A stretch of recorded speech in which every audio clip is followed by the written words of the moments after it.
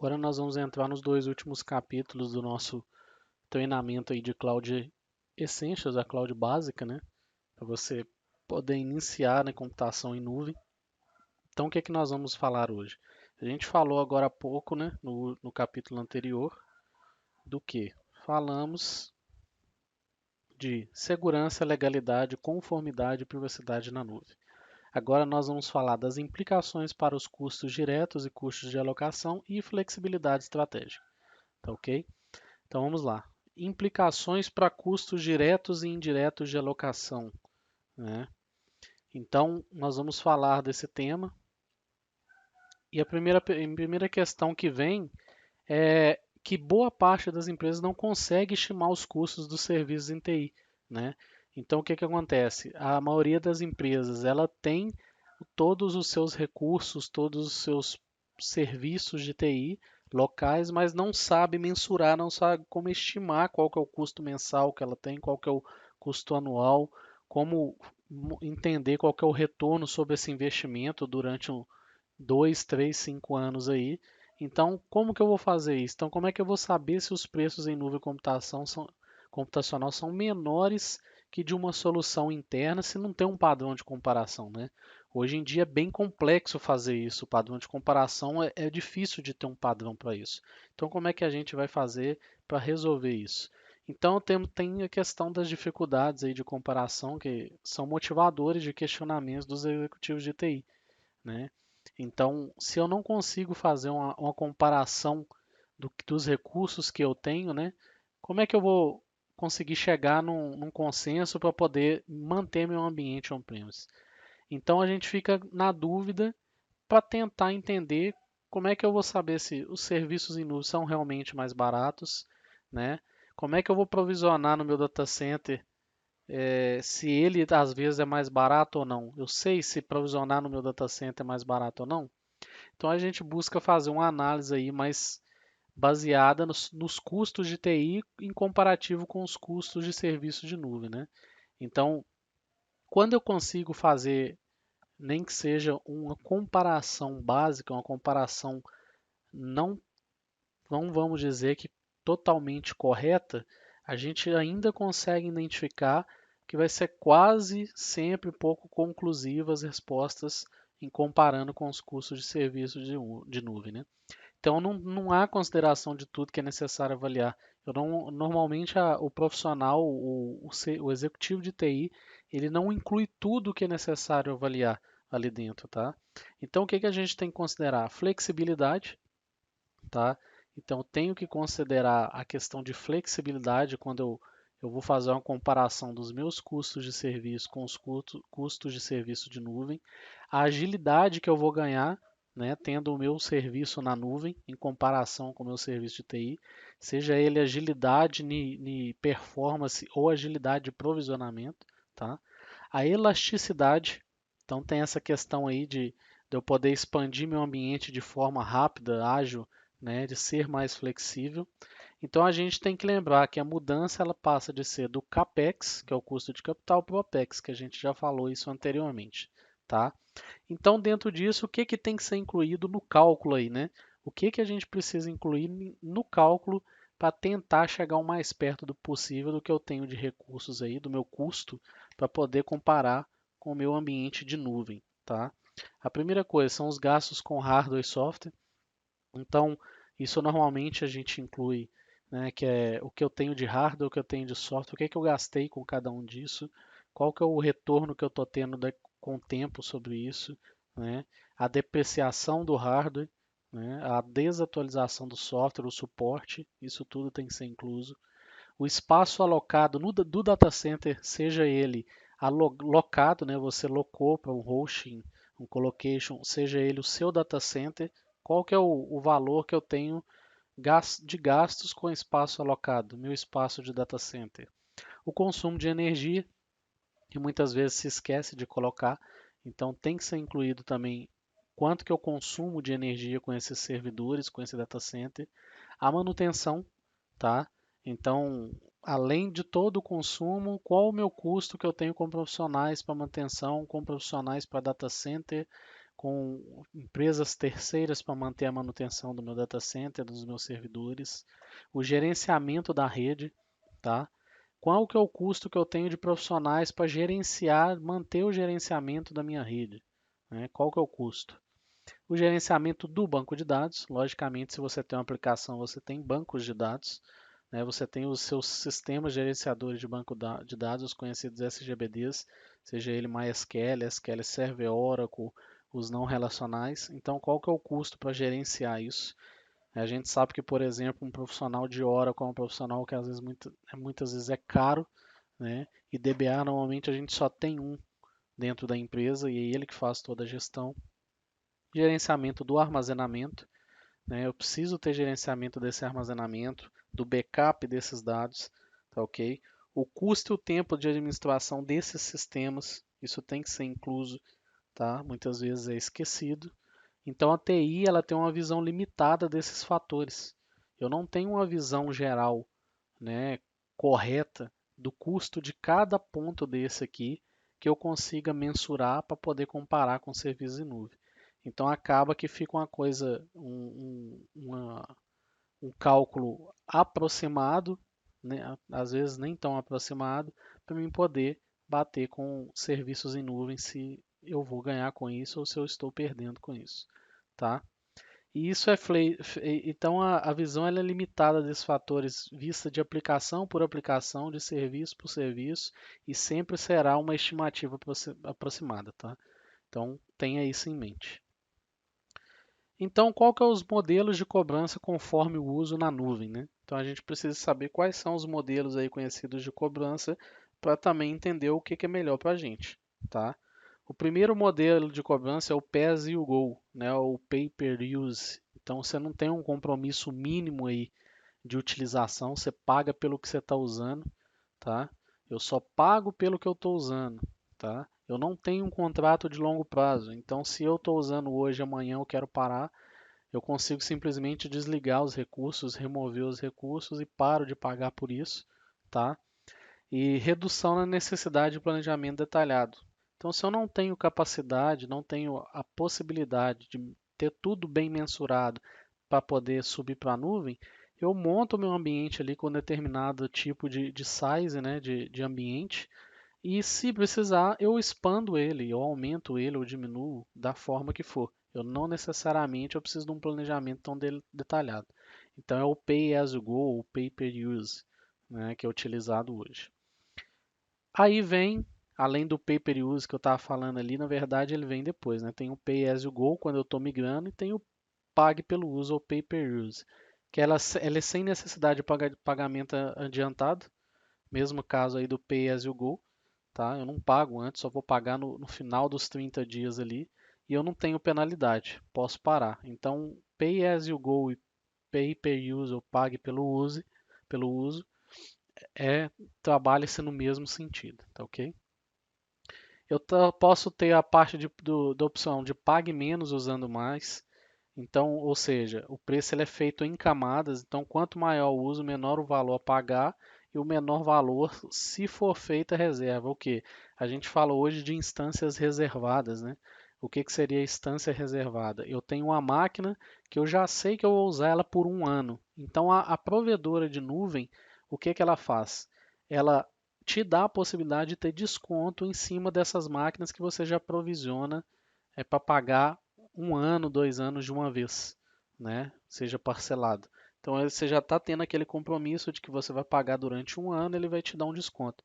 A média normalmente está sendo de 20 a 40, 50% de desconto na mensalidade, no valor mensal dessas instâncias, tá? Então essa é a pague menos aí usando mais as instâncias reservadas, vamos assim dizer. E tem o preço personalizado. Por que preço personalizado? Pode ser que eu precise de projetos de alto volume, High Performance Computing, né? Necessidades aí específicas mesmo. Pode ser, às vezes, um laboratório precisa de muito processamento, muito disco.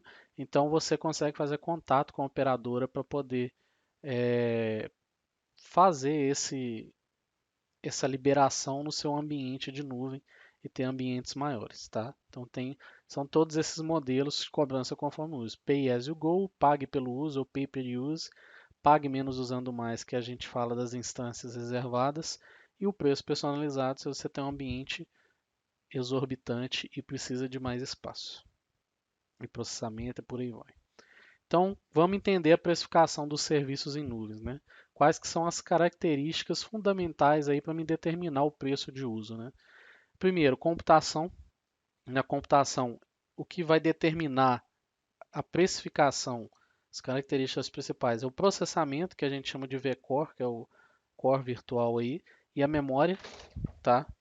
Então, essas são as características fundamentais que eu vou vou conseguir precificar, né, que a provedora vai precificar em cima disso. Então, quanto mais processador e memória, maior o valor, ok? Armazenamento. Então, o armazenamento, o disco, você tem um custo, a gente sabe, quem já está hoje envolvido com nuvem, quem está entrando em nuvem, tem, armazenamento hoje é muito barato, tá, na nuvem. Então, o valor é bem baixo mesmo, é centavos por giga. Então, vale muito a pena. Então, o armazenamento ele acaba sendo uma característica fundamental para determinar o preço, mas o custo é bem baixo. Processamento e memória acaba sendo mais, tá? Transferência de dados para fora da nuvem. Então, a maioria dos provedores de nuvem vai te cobrar não pela taxa de transferência, pela transferência para dentro do ambiente, mas o que sai do ambiente que está dentro da nuvem, tá? Então, isso aí é cobrado, a maior parte dos players cobra a transferência de dados para fora da nuvem, tá? Então, os preços aí vão variar também por região de armazenamento dos dados e onde que vai rodar essas aplicações, tá? Então, o que que acontece?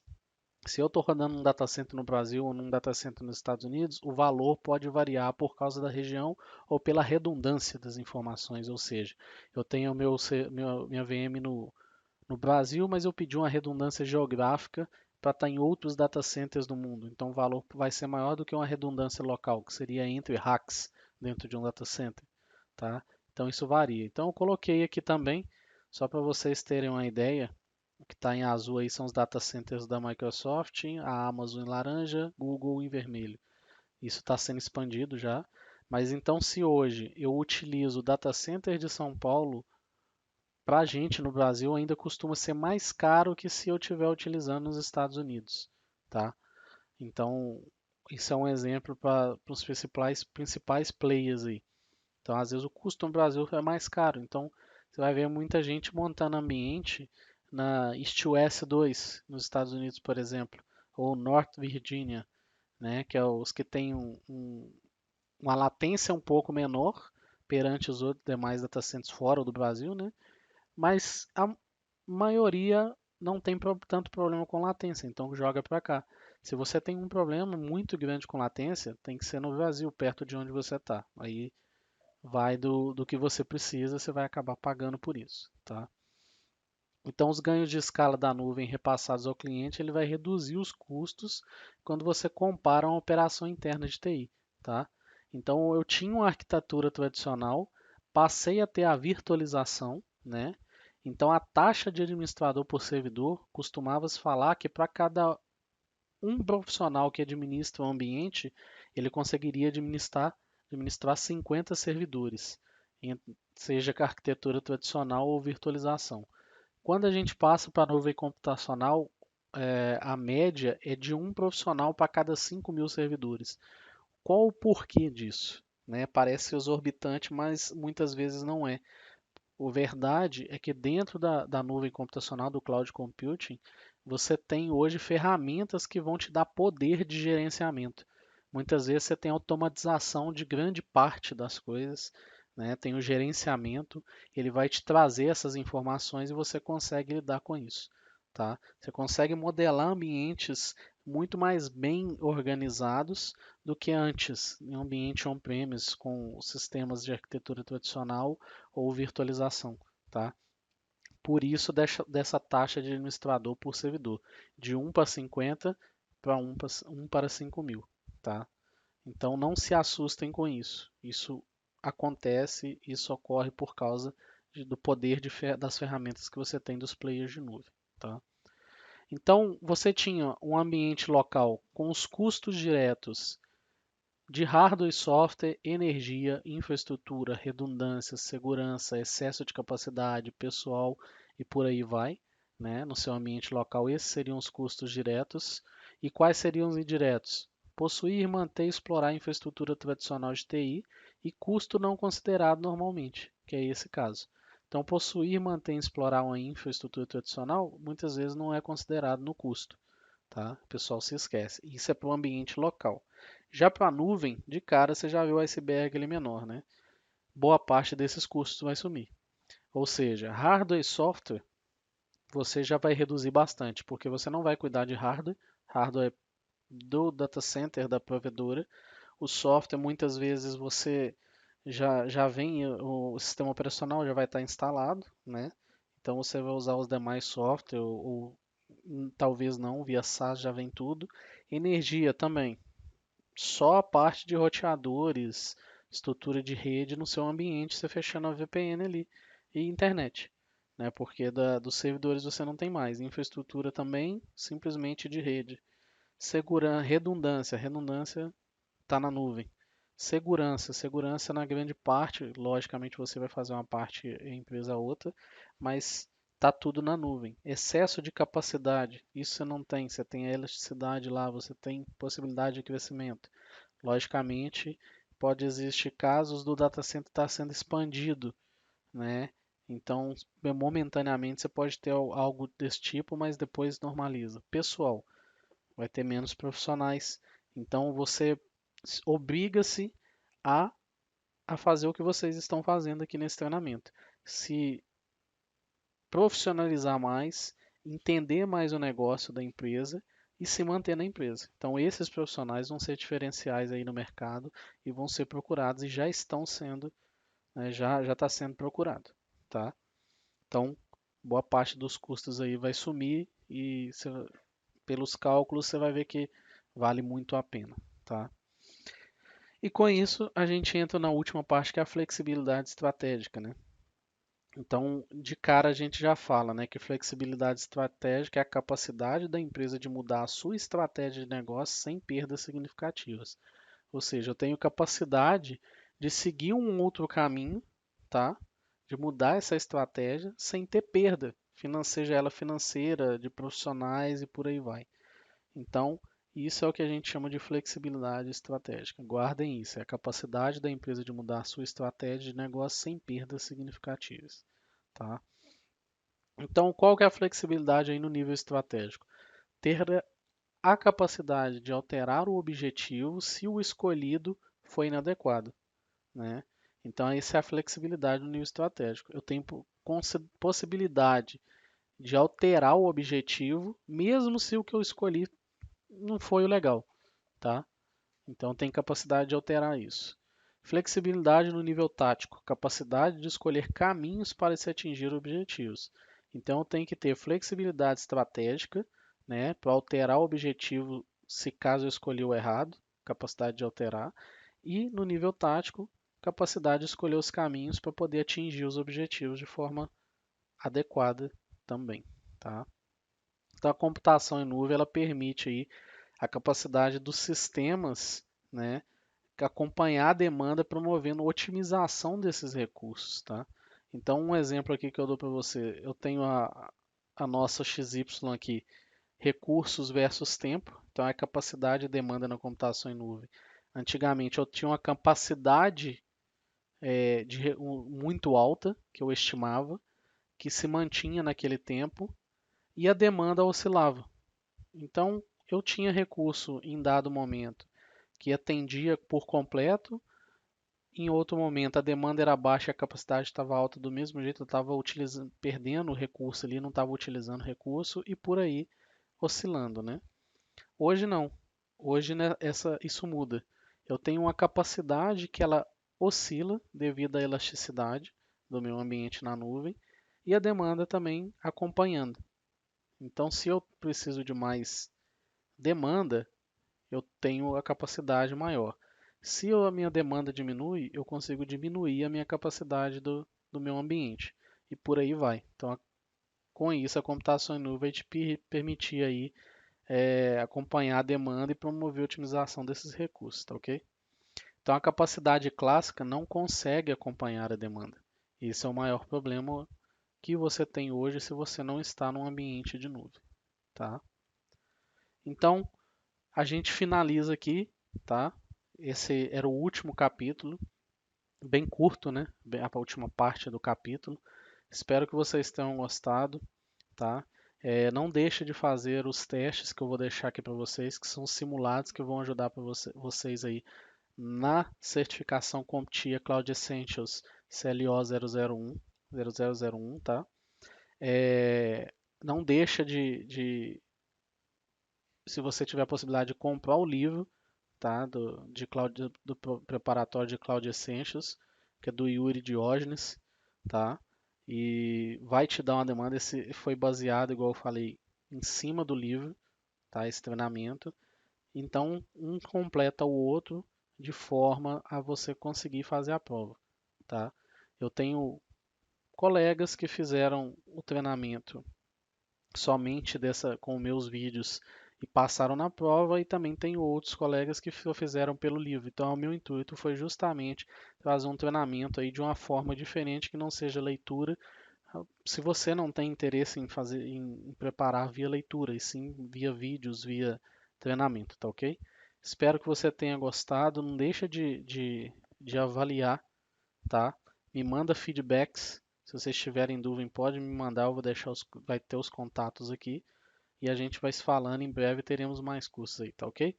Então, muito obrigado. Fiquem com Deus e até nosso próximo curso. Obrigado, pessoal.